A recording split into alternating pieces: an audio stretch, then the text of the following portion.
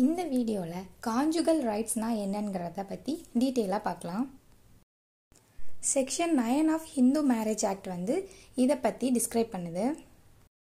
Husband and ஒய்ஃப்குள்ள எந்த ஒரு ரீசனும் இல்லாமல் அவங்களோட பார்ட்னர் செப்பரேட்டாக ஒரு லைஃப்பை லீட் பண்ணிட்டு வருவாங்க.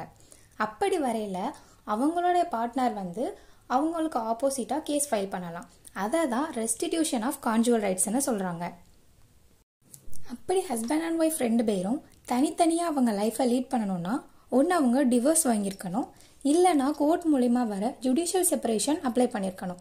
அப்படியே அவங்க ஜுடிஷியல் செப்பரேஷனில் இருந்தாலுமே அதோட வேலிட் அந்த பீரியட்குள்ளே மட்டும்தான் அவங்களோட செப்பரேட் லைஃப்பை லீட் பண்ண முடியும். சம்திங் 6 months இல்லைனா 1 year அந்த மாதிரி இருக்கும். அதையும் தாண்டி அவங்க தனியாக வாழணும்னா பெர்மனண்டாக டிவோர்ஸ் வாங்கி புரிஞ்சிடணும். எந்த ஒரு ரீசனுமே இல்லாமல் ரெண்டு பேரும் பிரிஞ்சு வாழ்கிறத தான் கான்ஜுகல் ரைட்ஸில் சொல்கிறாங்க. இதுக்கு ரிலேட்டடாக வரக்கூடிய கேஸில் தான் ரஞ்சனா கெஜ்ரிவால் வெர்சஸ் வினோத் குமார் கெஜ்ரிவால். இந்த டைப் ஆஃப் ப்ரொவிஷன்ஸில் 3 டைப் ஆஃப் எலமெண்ட்ஸ் ரைஸ் ஆகுது.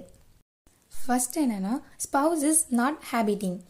இவங்களோட பார்ட்னர் வேற ஒரு தேர்ட் பர்சன்ஸ் கூட எந்த ஒரு ரிலேஷன்ஷிப்லையும் இருந்திருக்கக்கூடாது. No reasons for spouse separation. Reason இல்லாமல் அவங்களுடைய பார்ட்னர் செப்பரேட்டான ஒரு லைஃப்பை லீட் பண்ணுறது. Then no valid grounds. Section 13 clause 1 and clause 2 டிவோர்ஸோட ப்ரொவிஷன்ஸ் பற்றி சொல்லுது.